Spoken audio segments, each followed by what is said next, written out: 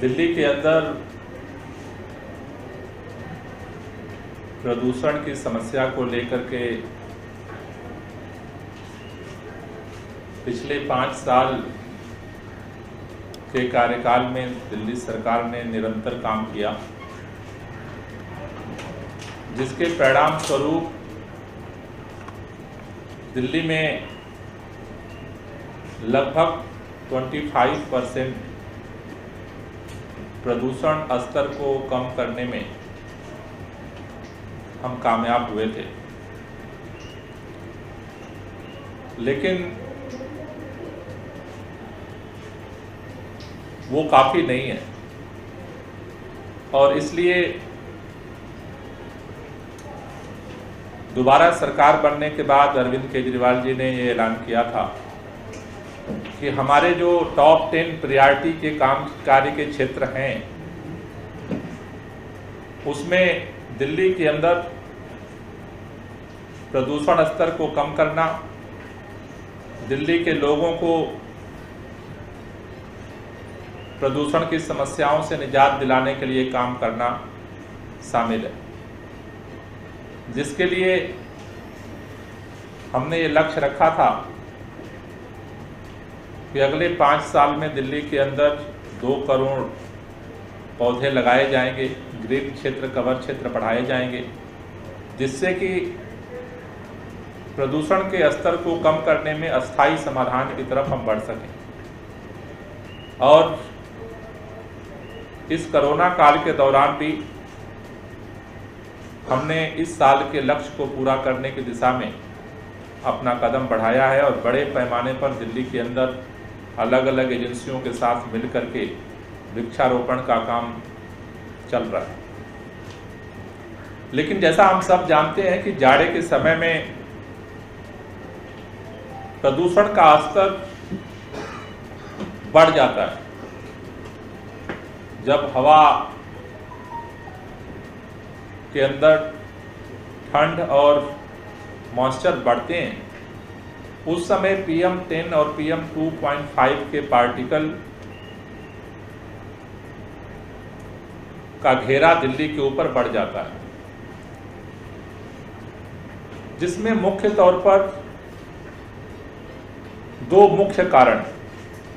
पहला कारण है जो दिल्ली के अंदर डस्ट पोल्यूशन के माध्यम से, बायोमास बर्निंग के माध्यम से, व्हीकल पोल्यूशन के माध्यम से जो अलग अलग तरह का जो पार्टिकल्स जो उत्सर्जित होते हैं वो दिल्ली के हवाओं में घुलते हैं और हवा बंधी होने के कारण वो बाहर नहीं जा पाते और वो नीचे आकर के हमारे सांसों के माध्यम से हमारे लंग्स को इफेक्ट करते हैं। जो प्रदूषण दिल्ली के लोगों के द्वारा अलग अलग गतिविधियों के माध्यम से पैदा होता है। दिवाली के समय पटाखे जलाने से वो पैदा होता है, अलग अलग जगहों पर जो कूड़े जलाए जाते हैं उसकी वजह से पैदा होता है। दूसरा जो हिस्सा है वो दिल्ली के लोगों का, उसमें कोई रोल नहीं होता। जैसे पराली का जलना, दिल्ली के अंदर पराली जलने के पिछले साल की घटना लगभग 0 पे रही है। जो नासा के माध्यम से जो सैटेलाइट से जो चित्र खींचे गए थे, रिपोर्ट आई, लेकिन पंजाब के अंदर, हरियाणा के अंदर, पश्चिमी उत्तर प्रदेश के अंदर जो पराली जलाई जाती है, पिछली बार का जो आंकड़ा था कि लगभग दिल्ली के पोल्यूशन में 45% कंट्रीब्यूशन पराली का रहा। उन पीक आवर में जब दिल्ली के अंदर ठंड बढ़ती है और उसी समय दिवाली का पीरियड होता है, उस समय पराली का जो धुआं है वो पूरी तरह से दिल्ली के एटमॉस्फेयर को, उसकी चादर घेर लेती है। इसके साथ साथ जो दिल्ली के सराउंडिंग जो मेजर जो शहर हैं, जैसे गाजियाबाद है, नोएडा है, गुड़गांव है, इन इलाकों में जो गतिविधियां चलती हैं उसका भी इम्पैक्ट दिल्ली के प्रदूषण के स्तर पे बढ़ाने में उसका भी कंट्रीब्यूशन होता है। साथ ही साथ दिल्ली के अंदर जो थर्मल पावर थे हमने उन्हें बंद कर दिया, लेकिन अभी भी दिल्ली एनसीआर के 300 के रेंज में 11 थर्मल पावर अभी भी चल रहे हैं, जो पुरानी टेक्नोलॉजी के आधार पर चल रहे हैं। और जो आंकड़े कहते हैं कि PM10 उनकी वजह से 9% दिल्ली में इंक्रीज होता है और 2.5 11% इंक्रीज होता है। साथ ही साथ जो पुरानी टेक्नोलॉजी से ईंट भट्ठे जो अभी चल रहे हैं दिल्ली एनसीआर के रेंज में, जिसमें यूपी के अंदर 1640 ईंट भट्ठे हैं जो पुरानी टेक्नोलॉजी पे चल रहे हैं, हरियाणा के अंदर 161 ईंट भट्ठे चल रहे हैं, राजस्थान के अंदर 164 ईंट भट्ठे दिल्ली एनसीआर के अंदर चल रहे हैं, जो दिल्ली के अंदर यहाँ के एयर सेट को इम्पैक्ट करते हैं।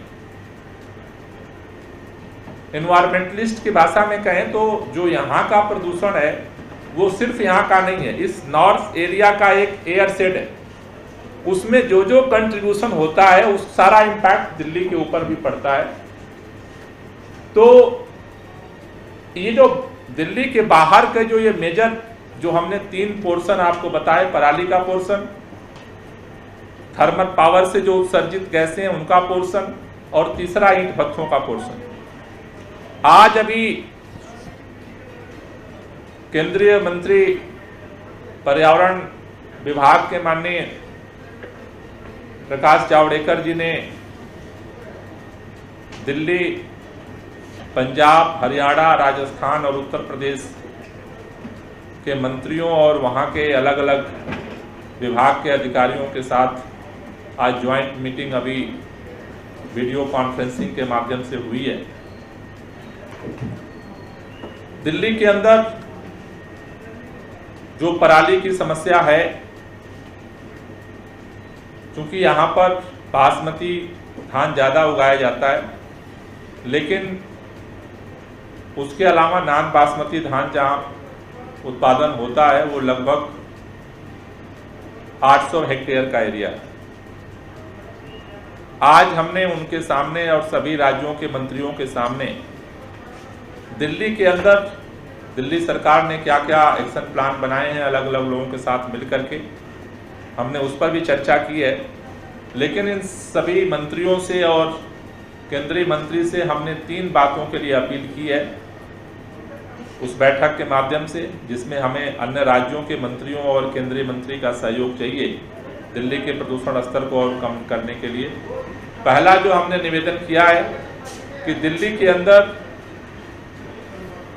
पूसा इंस्टीट्यूट, जो देश का जाना माना कृषि अनुसंधान केंद्र है, उसके द्वारा जो बायो डीकम्पोजर तैयार किया गया है, जिसके माध्यम से कम पैसे में पराली को जलाने की जगह उसे गलाया जा सकता है, और जिसका दोहरा फायदा, जलाने की जगह गलाने से न सिर्फ पराली के माध्यम से पैदा हुआ प्रदूषण खत्म होता है, बल्कि किसानों के खेत की उर्वरक क्षमता भी बढ़ जाती है, जिससे उनको केमिकल का उपयोग करके और अपने खेत के अंदर खादों का उपयोग करने की जरूरत नहीं है। इस टेक्नोलॉजी को मैंने पहले देखा था, फिर मुख्यमंत्री जी से बात हुई, मुख्यमंत्री जी ने खुद देखा, वैज्ञानिकों से बात हुई, और सारा चीज जांच पड़ताल करने के बाद दिल्ली सरकार ने यह निर्णय लिया कल कि दिल्ली के अंदर जितने भी किसान हैं, सभी किसानों को उनके खेतों में जहां पर पराली पैदा होती है, जलाने की नौबत आती है, उन सभी खेतों में निःशुल्क सरकार की तरफ से ये घोल तैयार करके छिड़काव किया जाएगा। किसानों का इसमें 1 रुपये भी खर्च करने की जरूरत नहीं है। अभी देश के अंदर जो भी व्यवस्था बनाई गई है उसमें सरकारें कुछ सब्सिडी दे रही हैं और कुछ हिस्सा किसानों को पैसा देना पड़ता है और उसके माध्यम से वो मशीनें खरीदते हैं। आज हमने केंद्रीय मंत्री और सभी राज्यों के मंत्रियों से इस टेक्नोलॉजी के बारे में अपील की है, क्योंकि हमने पंजाब के किसानों से भी बात की, हरियाणा के किसानों से भी बात की। उन सभी लोगों को ये लगता है कि हम तो पहले से ही घाटे में हैं, अब इस पराली के लिए हम अलग से पैसा कहाँ से लाएं। सरकार सब्सिडी दे रही है लेकिन फिर भी किसानों को पैसा देना पड़ता है। ये एक ऐसी टेक्नोलॉजी है जिसमें पैसा किसानों को खर्च करना नहीं पड़ेगा। आज की तारीख में सरकारें जितनी सब्सिडी दे रही हैं उससे 10 गुना कम पैसे में इस टेक्नोलॉजी के माध्यम से पराली को जलाने की जगह गलाया जा सकता है और खाद पैदा की जा सकती है। उदाहरण के लिए मैंने आपको बताना चाहता हूं, दिल्ली के अंदर लगभग 3 करोड़ रुपया केंद्र सरकार सब्सिडी के लिए दे रही है, जिससे कि किसान मशीन खरीद करके और पराली की समस्या का समाधान करें। लेकिन उसमें किसानों को भी पैसा देना है तब मशीन मिल पाएगी उनको। केवल उसमें लगभग 80 किसानों ने अप्लाई किया केवल, क्योंकि उनको भी पैसा देना है। 3 करोड़ सब्सिडी सरकार दे रही है फिर भी किसानों को पैसा देना है। दिल्ली के अंदर जो हमने सारा आंकड़ा बनाया है, 800 हेक्टेयर खेत में पूरा A to Z दवा तैयार करने से लेकर के छिड़काव करने तक केवल 20 लाख का खर्चा है। हम 3 करोड़ सब्सिडी दे रहे हैं, उसके बाद भी किसान को भी पैसा देना है। तो यानी कि अन्य राज्यों में भी आज हमने केंद्रीय मंत्री जी से यही अपील की कि जितनी आप सब्सिडी दे रहे हो उतनी ही पैसे में इससे 10 गुना ज्यादा खेतों में पूसा इंस्टीट्यूट द्वारा तैयार की हुई तकनीकी के माध्यम से छिड़काव हो सकता है। उतने ही पैसे में, अतिरिक्त पैसे की जरूरत नहीं है। कई लोग कहते हैं कि इतना पैसा कहां से आएगा। पैसे की जितनी सब्सिडी दे रहे हो, 3 करोड़ दे रहे हो, 20 लाख में ये हो जाएगा अगर ये पॉलिसी केंद्र सरकार बना दे तो आज हमने उनसे अपील की है और सभी राज्यों के मंत्रियों से भी अपील की है कि ये एक ऐसी तकनीकी आई है जिसके माध्यम से हम इस पराली की समस्या को जड़ से खत्म कर सकते हैं बिना किसानों के बोझ डाले। दूसरा जो बैठक में हमने निवेदन किया, ये जो 11 थर्मल पावर है एनसीआर के अंदर, वो जहाँ ज्यूरिडिक्शन दिल्ली सरकार का नहीं होता, इनको सुप्रीम कोर्ट ने दिसंबर 2019 तक बंद करने के लिए वहाँ नई टेक्नोलॉजी, पुरानी टेक्नोलॉजी को बंद करके नई टेक्नोलॉजी को इंस्टॉल करने के लिए टाइमलाइन दिया था। लेकिन अभी तक वो काम नहीं हुआ है और लगातार वहाँ से जो गैसें उत्सर्जित हो रही हैं वो प्रदूषण पैदा कर रही हैं। तो उस पर भी टाइम बाउंड तरीके से कार्रवाई हो जिससे कि इसको रोका जा सके। और तीसरा, ईंट भट्ठे जो चल रहे हैं उस पर भी वहाँ के मंत्री भी और केंद्र सरकार द्वारा भी इस पर निगरानी की जाए। ये 3 बिंदुओं को हमने आज केंद्र सरकार और सभी मंत्रियों की ज्वाइंट बैठक में उठाया है और मुझे भरोसा है कि इस पर सकारात्मक रिस्पांस आएगा और इस कोरोना काल में हम लोग इसके समाधान में आगे बढ़ पाएंगे। दूसरी बात जो हम आपको बताना चाहते हैं कि दिल्ली के अंदर जो पराली की समस्या के लिए जो हमने निर्णय लिया है, एक्शन प्लान जो बनाया है, उसमें सबसे पहले ये हमने एक फॉर्म तैयार किया है। सरकार की तरफ से ये फॉर्म है किसानों के लिए।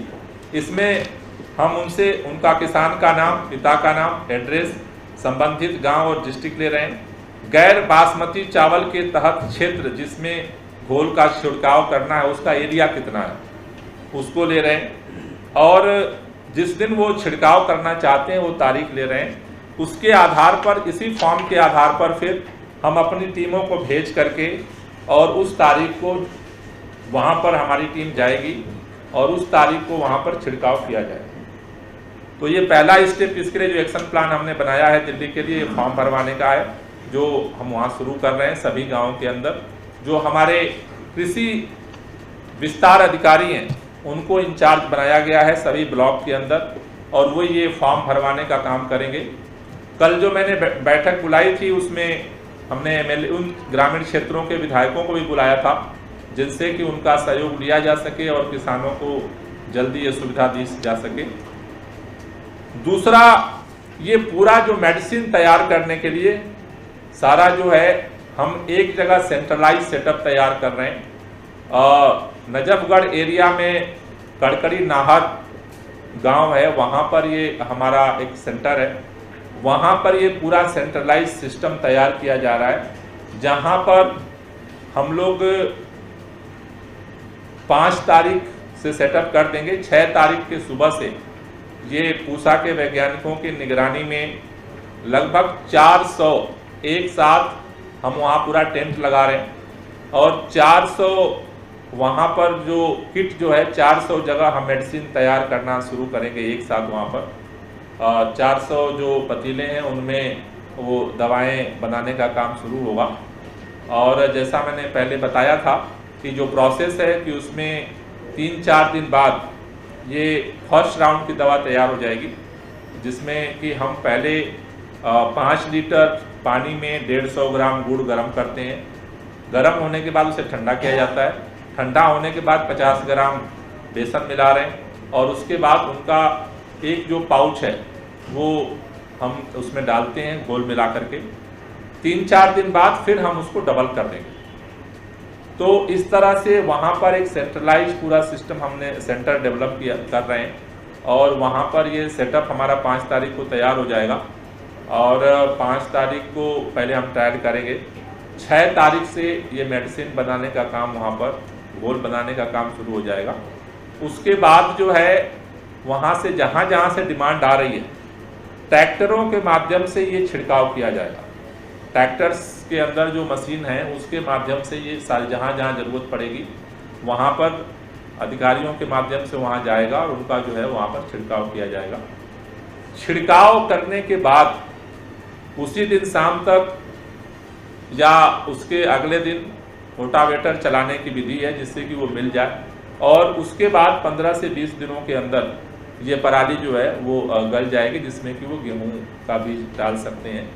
तो ये 3 स्टेप में हमने इसका एक्शन प्लान बनाया है। पहला ये फॉर्म भरवाने का है, दूसरा सेंट्रलाइज जो पूरा मेडिसिन सेंटर हमने डेवलप करने के लिए कड़कड़ी नाहर में सेंटर डेवलप कर रहे हैं, और उसके बाद फिर इसके आधार पर ट्रैक्टर के माध्यम से उन गाँवों में और उन इलाकों में जा करके इसका छिड़काव जो है वो किया जाएगा। लेकिन पराली के साथ साथ जैसा मैंने कहा कि आज हमने और मुद्दों पे भी अलग राज्यों के साथ बात की है, लेकिन पराली के साथ साथ दिल्ली के लोगों के माध्यम से, दिल्ली के अलग अलग गतिविधियों के माध्यम से जो प्रदूषण पैदा होता है, उसको लेकर के पिछले 3 हफ्ते से अलग अलग विभागों के साथ, पर्यावरण मंत्रालय के अलग अलग विभागों के साथ, PWD के साथ, MCD के साथ, ट्रैफिक पुलिस के साथ हमने पिछले 3 हफ्तों में कंटिन्यूअस मीटिंग की है, और लगभग एक एक्शन प्लान बन करके तैयार हो गया है। तो प्रदूषण के खिलाफ जो महाअभियान है उसकी शुरुआत 5 अक्टूबर को माननीय मुख्यमंत्री जी के द्वारा होगा।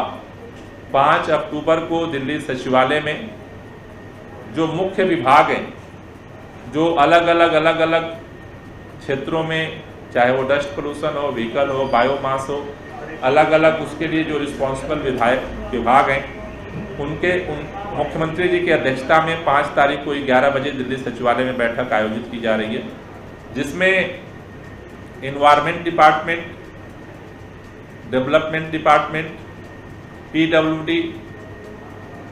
MCD के तीनों MCD के कमिश्नर्स, NDMC के secretaries, transport department, traffic police, DDA, DSIDC और दिल्ली जल बोर्ड, ये 10 विभागों के अधिकारियों के साथ मुख्यमंत्री जी बैठक लेंगे, और ये इन सभी विभागों को निर्देश दिया गया है कि उस दिन जो उनका एक्शन प्लान तैयार हुआ है उसका मुख्यमंत्री जी के सामने प्रेजेंटेशन करेंगे। और उसके बाद चौतरफा अभियान दिल्ली के अंदर, पराली के लिए तो हमने शुरू कर दिया है काम, लेकिन चौतरफा अभियान, चाहे वो डस्ट पोल्यूशन हो, चाहे व्हीकल हो, चाहे बायोमास हो, जिस भी कारणों से दिल्ली के अंदर प्रदूषण पैदा होता है, तो बाहर से जो प्रदूषण आ रहा है उसके खिलाफ भी दिल्ली सरकार ने कमर कस लिया है लड़ने के लिए, सभी लोगों के सहयोग के साथ। और दिल्ली के अंदर जो प्रदूषण पैदा होता है उसके लिए भी 5 अक्टूबर से ये महाअभियान शुरू होगा, जिसको माननीय मुख्यमंत्री जी प्रेजेंटेशन के बाद और इसको सबके सामने रखेंगे। तो आज बैठक के बाद ये सारी चीज़ें हमने डिसाइड किया है और 5 तारीख से फिर पूरी तरह से दिल्ली के लोगों के साथ मिल करके इस प्रदूषण के खिलाफ जो लड़ाई है उसमें हम उतरेंगे। और मुझे भरोसा है कि पिछली बार जो हमने प्रदूषण का स्तर कम किया था, इस बार और ज़्यादा प्रदूषण का स्तर कम करने में सफल होंगे। Thank you. कुछ क्वेश्चन? ये फार्म जो हर ब्लॉक में जो कृषि विस्तार अधिकारी होते हैं, एग्रीकल्चर एक्सटेंशन ऑफिसर्स, उनके माध्यम से हर गांव में पहुंचाया जाए।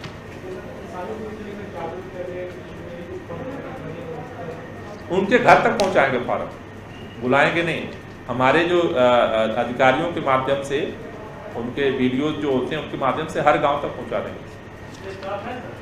जी, इतने स्टाफ है कि यहाँ के गांव तक पहुंचा दें।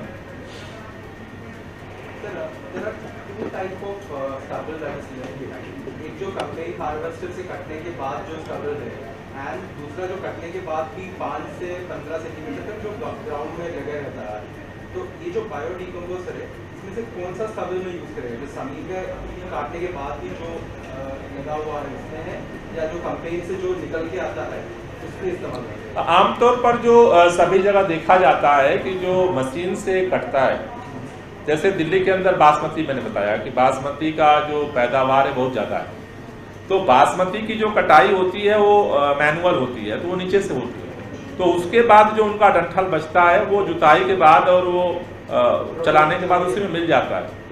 तो बेसिकली जो बड़े जो मशीन से कटता है उसका ऊपर होता है, उसको फिर अगर जब वो हल चलाते हैं तो फिर उसको उसमें वो जो है ना उनको मुश्किल होता है बुआई करना। तो जहाँ पर जो जलाने वाली प्रक्रिया होती है वो मशीन से जो कटते हैं वहीं पर होती है। तो जहाँ जहाँ पर मशीन से कटते हैं वहीं पर इसका उपयोग करते हैं। पंजाब हरियाणा में वहाँ पे जो जलाता है वो जो ये 10 से 15 सेंटीमीटर जो बाकी पड़ा हुआ है जमीन पे, तो मशीन से कटने के बाद उसको जलाता है, उसी को जलाते हैं। तो इसमें इसका इस्तेमाल नहीं हो जाएगा? किसमें? बाकी स्टेट में। हमारा तो बासमती तो हो जाएगा, क्योंकि नहीं, आप गलत समझ रहे हो। बासमती में नहीं होगा। हमारा स्टेट में तो ठीक है, आपने बोला कि हमने बासमती में कहीं जरूरत नहीं है। तो जो मशीन से कटती है पैडी उसी में जरूरत है और उसी में छिड़काव। हमने आज सेंट्रल गवर्नमेंट को ये रेकमेंड किया है बाकी स्टेट से, तो बाकी स्टेट में बेसिकली जो जलाते हैं वो जो जमीन पे जो बाकी खड़ा हुआ है 10 to 15 सेंटीमीटर जो हाइट खड़ा हुआ है, तो उसमें इसका इस्तेमाल नहीं हो जाएगा? उसी में तो होगा। मशीन जब काटती है ना तो ऊपर से काट लेती है, तो पूरा जो उसकी पैडी होती है ना पराली ऐसे ही खड़ी रहती है, उसी में करना है। आपने जिक्र किया है कि दिल्ली के लिए वायु प्रदूषण को रोकने के लिए आपने एक्शन प्लान जो है वो बना लिया है।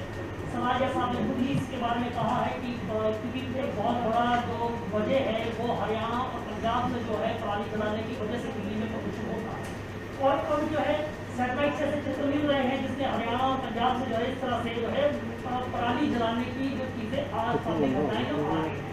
अब स्थिति ये है कि आपकी आज जो वर्चुअल बैठक हुई है, क्या लगता है कि उसमें हरियाणा और पंजाब का एक सकारात्मक रवैया है इस मामले में जो है सहयोग करने का? जो कृषि इंस्टीट्यूट की जो टेक्नोलॉजी की बात हुई है, क्या वो इसे स्वीकार करने के लिए तैयार है? बहुत बड़ा तो योगदान जो है कहीं ना कहीं पड़ोसी राज्यों का रहता है। मुझे लगता है कि सकारात्मक रिस्पॉन्स आना चाहिए, और आज की बैठक में मैंने मंत्रियों से भी और केंद्रीय मंत्री जी से भी यही निवेदन किया कि ये समस्या ऐसी है कि ये केवल बाउंड्रीज की समस्या नहीं है। दिल्ली में चूंकि ये समस्या बढ़ जाती है, हर जगह प्रदूषण से लोगों को परेशानी हो रही है। तो मुझे लगता है कि और जहाँ ज़रूरत पड़ेगी हम आगे और भी चाहेंगे। केंद्र सरकार जहाँ राज्य नहीं कर रहे हैं, केंद्र सरकार की जिम्मेदारी वहीं से बनती है कि इसको जो आज बैठक में बातें हुई हैं उसको इम्प्लीमेंट करके मॉनिटर करें। सर मेरा ये सवाल इसलिए है क्योंकि पंजाब में सरकार जो है वो कांग्रेस की है, और हरियाणा के अंदर और उत्तर प्रदेश के अंदर जो सरकार है वो बीजेपी की है। और जैसे ही ठंड बढ़ेगी यहाँ पर प्रदूषण बढ़ेगा और उसी तरह से सियासी बयानबाजियाँ भी शुरू हो जाएगी। देखिए, मेरा कहना है कि बयानबाजियाँ एक तरफ हैं, रही बात समाधान के लिए सभी सरकारों को आगे बढ़ना पड़ेगा। और दिल्ली सरकार, दिल्ली के स्तर पे जो मेरे ख्याल से करने की बात है उसको 100% हम करने की तरफ बढ़ रहे हैं। दूसरों लोगों के साथ संवाद कर सकती है सरकार। केंद्र सरकार को इसमें हस्तक्षेप करना पड़ेगा, क्योंकि उसी के पास ये अधिकार है कि अन्य राज्यों के साथ बात करके और इसको इम्प्लीमेंट कराए। तो मुझे उम्मीद है कि आज बैठक से एक कदम बात आगे बढ़ेगी। सर, केंद्रीय मंत्री का क्या रूप लगा आपको सभी राज्यों के साथ बातचीत में? क्या वो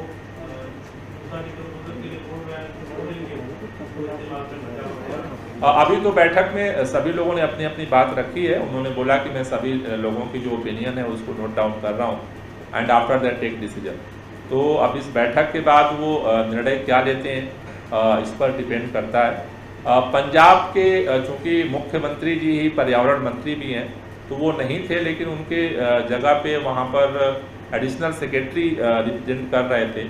उन्होंने ये इच्छा जाहिर की है कि हम पूसा के साथ संपर्क करके और इसका जो है जितना अभी मैक्सिमम हो सकता है हम इसका डिमॉन्स्ट्रेशन अपने यहाँ कराना चाहेंगे। तो उन्होंने अपनी जो अधिकारी थे वहाँ पर उन्होंने अपनी इच्छा व्यक्त की है। अब वो मुख्यमंत्री जी से बात करने के बाद क्या निर्णय लेते हैं ये आगे निर्धारित हो पाएगा।